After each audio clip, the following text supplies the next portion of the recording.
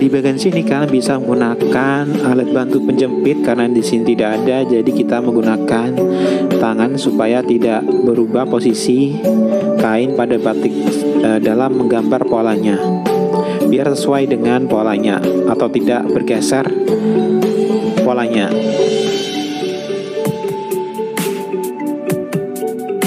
Nah, di sini kita bisa menggunakan gambar polanya di bagian tengah sisi. Kalau bisa full untuk mengisi pola di kain morinya, biar tambah menarik dan cantik. Nah, di sini kita mulai lagi menggambarkan pola di bagian sisi. Di sini juga sama menggunakan motif bunga.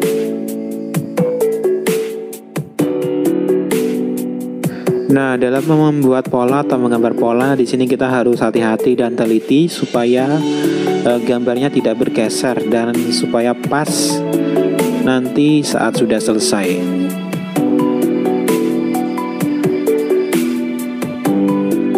Setelah proses penggambaran pola selesai, di sini kita melakukan pencantingan menggunakan malam.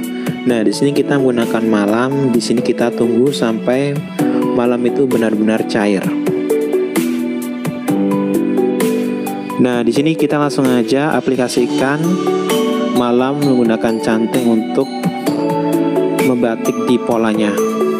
Nah, buat teman-teman yang untuk membatik kan bisa gunakan malam dan cantingnya itu untuk menutupi di bagian pinggirnya atau sisi garis yang sudah dibuat pola. Tapi di sini kami malah menutup semua polanya. Jadi kita membuat semua polanya nanti akan putih. Nah, di sini dalam menggunakan canting, di sini kita bisa gunakan kain yang tidak terpakai untuk mengoles-ngoleskan terlebih dahulu supaya tidak terlalu banyak malam yang keluar, atau kita bisa mengira-ngiranya. Nah, lalu kita langsung saja aplikasikan untuk menutupi polanya. Nah, di dalam proses pencantingan diusahakan kita harus hati-hati, takutnya nanti akan keluar dari polanya. Dan di dalam pencantingan usahakan apinya itu stabil supaya tidak cepat dingin atau mengeras saat nanti dalam proses pencantingan. Nah, buat teman-teman yang ingin membatik untuk permulaan atau yang belum pernah membatik, kalian harus hati-hati karena jika tidak hati-hati nanti malamnya itu akan bercacaran.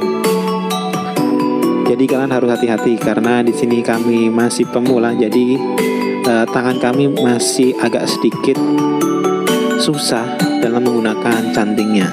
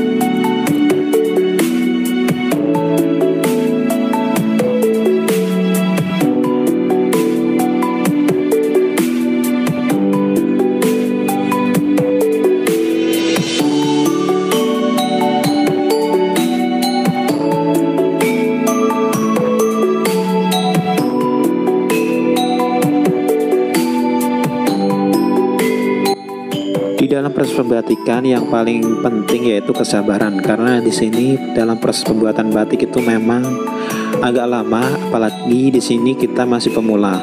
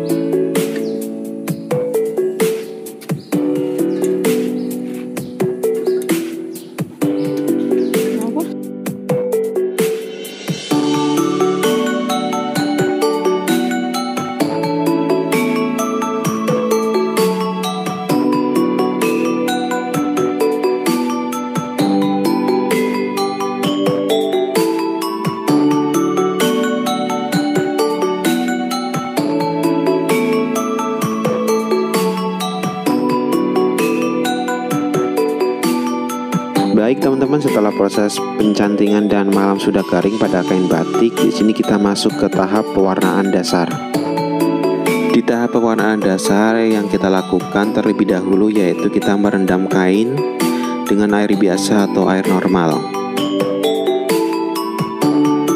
Setelah itu kita jemur dan kita tunggu beberapa menit, dan dalam proses penjemuran ini kita tidak perlu di bawah sinar matahari langsung teman-teman. Di tempat teduh juga bisa, karena di sini kita hanya meniriskan supaya airnya itu tidak terlalu banyak.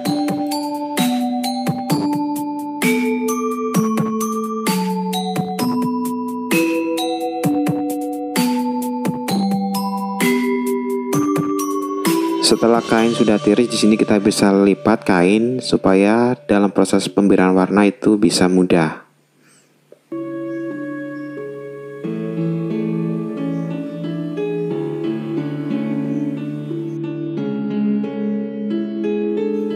Nah, dalam proses pewarnaan dasar yang pertama kita lakukan yaitu kita masukkan kain batik ke dalam campuran kristal dan bubuk penguat warna. Nah, di sini kita lakukan secara perlahan-perlahan saja supaya air bisa merata ke seluruh bagian dan menyerap pada kain.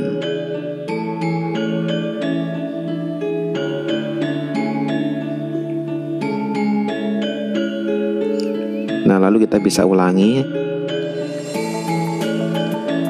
Di sini kita diusahakan semua kain sudah terendam pada cairan ini.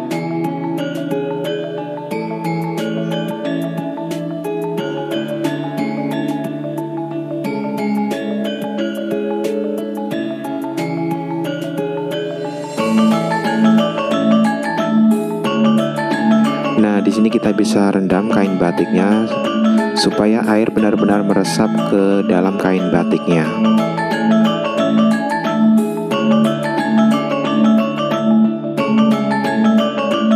Nah, setelah selesai di sini kita bisa tunggu beberapa menit dan kita tiriskan dan kita jemur dengan cara diangin-anginkan saja.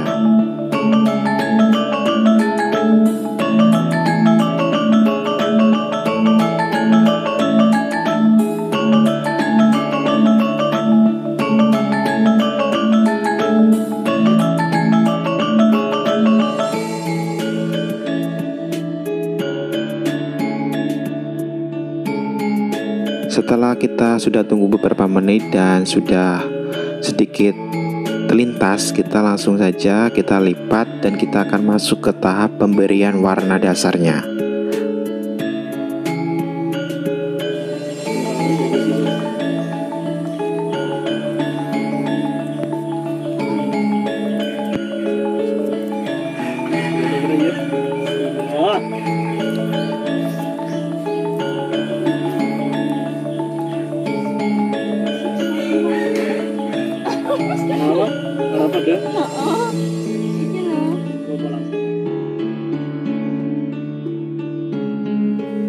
Nah, di sini merupakan proses pewarnaan dasar. Di sini kami menggunakan warna dasar hijau. Nah, proses pewarnaan dasar ini kalian bisa menggunakan cairan naftol. Nah, di sini kita langsung saja masukkan kain batik ke dalam cairan pewarna. Di sini sebisa mungkin bisa merata sampai ke seluruh kain batik.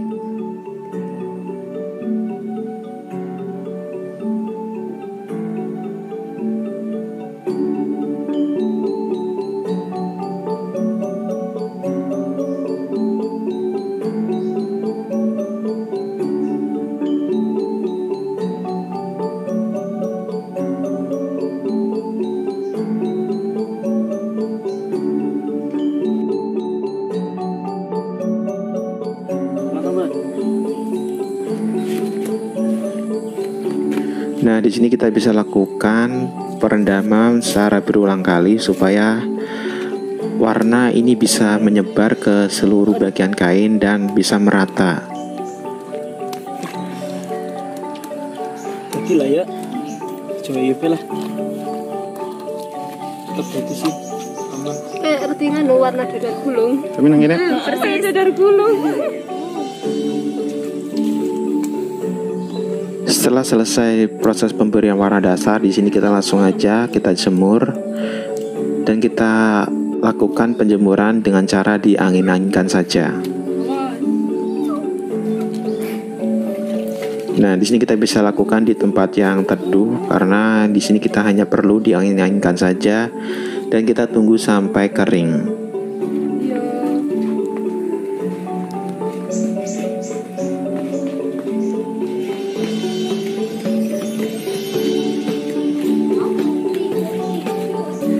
Jadi ini kamu tahu buluk itu yang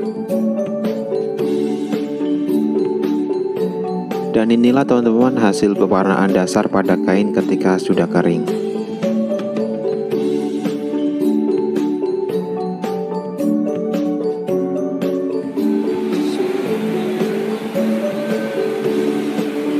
Dan di tahap berikutnya kita yaitu proses penghilangan malam. Di sini kita panaskan dulu air dan di sini kita basahi dulu kain batik dengan air biasa atau air dingin. Dan di sini kita bisa rendam terlebih dahulu.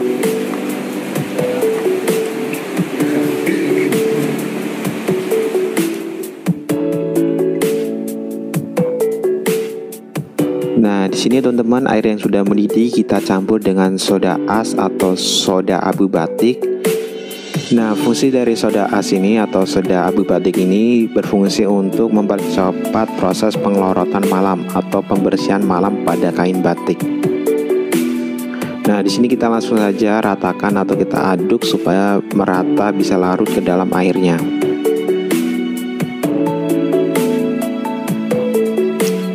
Nah, di sini kita langsung saja celupkan kain batik ke dalam air panas supaya langsung menghilangkan malam.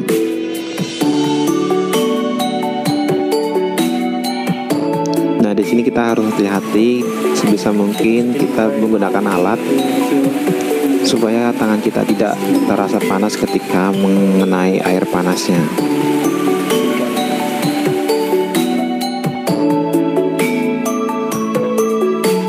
Dan di sini ketika air panas yang tadi sudah dingin, di sini kita bisa menggunakan air panas yang baru untuk menghilangkan malam terlebih dahulu. Dan jangan lupa di sini kita tambahkan soda as untuk mempercepat proses penglarutan malam atau pengelorotan malam untuk membersihkan malam pada kain. Dan di sini kita langsung saja masukkan kain batiknya untuk menghilangkan malam yang belum terlepas dari kainnya. Terus langsung hilang. Nah, di sini teman-teman bisa lihat di sini malam pada kain batik sudah mulai hilang dan di sini kita tinggal membersihkan sisa-sisa yang masih menempel pada kain batik.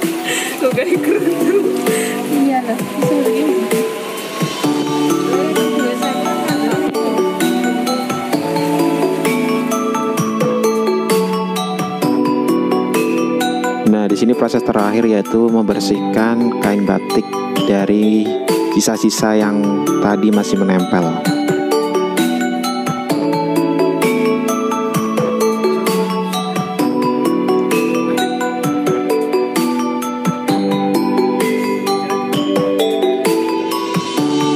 Nah, setelah kain batik benar-benar sudah bersih dari malam, di sini kita bisa angkat kain batik dan kita di sini bisa langsung saja jemur kain batik dan kita tunggu sampai kering.